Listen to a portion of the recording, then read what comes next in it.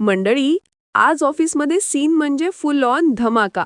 अर्णव आपला deadline check करत आहे, कामात पूर्ण गुंतलेला, आणि लावण्याला मिळाली एकदम सुवर्ण संधी. ती हळूच त्याच्या खांद्यावर हात ठेवते. मनात बोलते, आज काहीही झालं तरी हा क्षण माझा. ARला माझ्या बाजूने वळवायचं. पण अर्णव कामात इतका गुंतलेला की त्याची नजरेतच ती थांबते. तो गंभीरपणे सांगतो, सगळ्यांनी आपापली कामं वेळेवर कंप्लीट करायची आहेत, कुठलीही चूक नको. लावण्याला वाटतं, बस पकडलं. ती लगेच जवळ येते.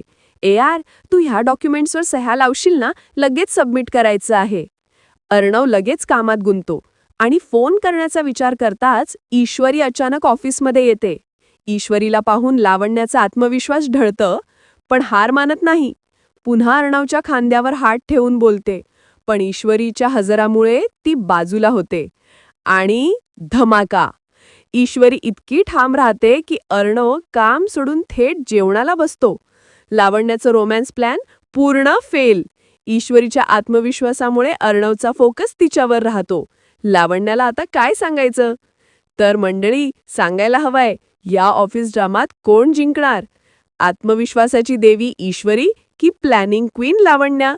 तुमचं मत कमेंटमध्ये नक्की टाका आणि लाईक प्लस सबस्क्राईब नक्की करा, कारण पुढचा भाग अजून भडक, रोमॅन्टिक आणि थरारक आहे.